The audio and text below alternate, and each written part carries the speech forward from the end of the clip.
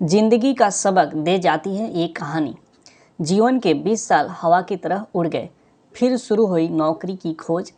ऐसा करते करते 2-3 नौकरियां छोड़ते एक तय हुई। थोड़ी स्थिरता की शुरुआत हुई।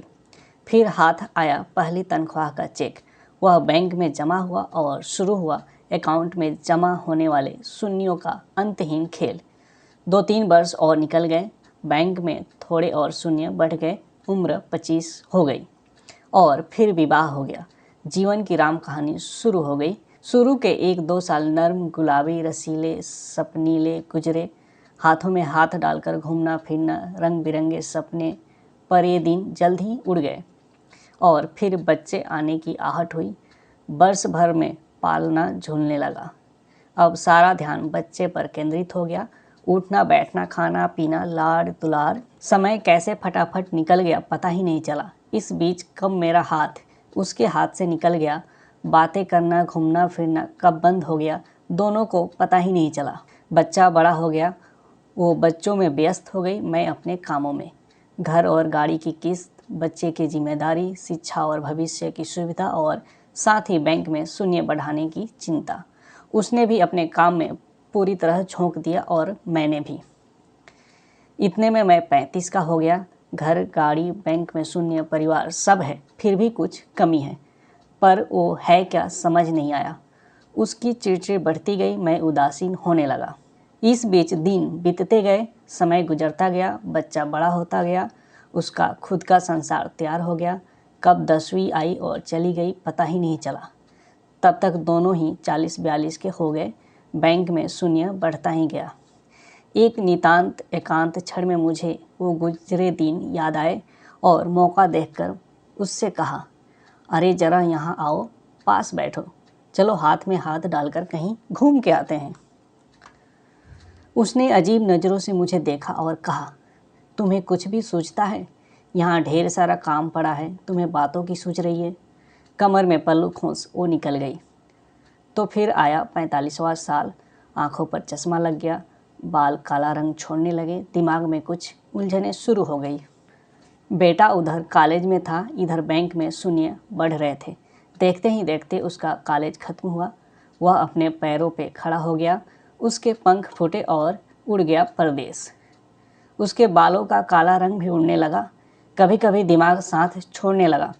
उसे चश्मा भी लग गया। मैं खुद बूढ़ा हो गया, वो भी उम्रदराज लगने लगी। दोनों 55 से 60 की ओर बढ़ने लगे। बैंक के शून्यों की कोई खबर नहीं। बाहर आने जाने का कार्यक्रम बंद होने लगे। अब तो गोली दवाइयों के दिन और समय निश्चित होने लगे। बच्चे बड़े होंगे तब हम साथ रहेंगे सोचकर लिया गया घर अब बोझ लगने लगा। बच्चे कब वापस आएंगे, यही सोचते सोचते बाकी के दिन गुजरने लगे। एक दिन यूं ही सोफे पर बैठा ठंडी हवा का आनंद ले रहा था। वो दिया बाती कर रही थी, तभी फ़ोन की घंटी बजी। लपक के फ़ोन उठाया। दूसरी तरफ बेटा था, जिसने कहा कि उसने शादी कर ली और अब परदेश में ही रहेगा। उसने ये भी कहा कि पिताजी आपके बैंक के शून्यों को किसी वृद्धाश्रम में दे देना और आप भी वहीं रह लेना।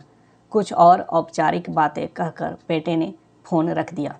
मैं पुनः सोफे पर आकर बैठ गया। उसकी भी दिया बाती खत्म होने को आई थी। मैंने उसे आवाज़ दी, चलो आज फिर हाथों में हाथ लेके बात करते हैं। वो तुरंत बोली, अभी आई। मुझे विश्वास नहीं हुआ, चेहरा खुशी से चमक उठा, आंखें भर आई, आंखों में आंसू गिरने लगे और गाल भीग गए।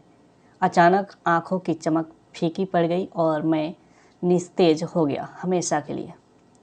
उसने शेष पूजा की और मेरे पास आके बैठ गई। बोलो, क्या बोल रहे थे? लेकिन मैंने कुछ नहीं कहा। उसने मेरे शरीर को छू कर देखा। शरीर बिल्कुल ठंड पड़ गया था। मैं उसकी ओर एकटक देख रहा था। क्षण भर को वो शून्य हो गई। क्या करूं? उसे कुछ समझ नहीं आया, लेकिन 1-2 मिनट में ही वो चैतन्य हो गई। धीरे से उठी, पूजा घर में गई, एक अगरबत्ती की, ईश्वर को प्रणाम किया और फिर से आके सोफे पर बैठ गई। मेरा ठंडा हाथ अपने हाथों में लिया और बोली, चलो, कहाँ घूमने चलना है तुम्हें? क्या बातें करनी है तुम्हें? बोलो। ऐसा कहते हुए उसकी आंखें भर आई। वो एकटक मुझे देखती रही। आंखों में अश्रुधारा बह निकली। मेरा सर उसके कंधों पर गिर गया। ठंडी हवा का झोंका भी अब चल रहा था। क्या यही ज़िंदगी है? नहीं, सब अपना नसीब लेके आते हैं, इसलिए कुछ समय अपने लिए भी निकालो। जीवन अपना है तो जीने के तरीके भी अपने रखो। शुरुआत आज से करो, क्योंकि कल कभी नहीं आएगा। तो आज की कहानी यहीं पे समाप्त होती है। आपको ये कहानी कैसी लगी आप लोग कमेंट बॉक्स में ज़रूर बताएं।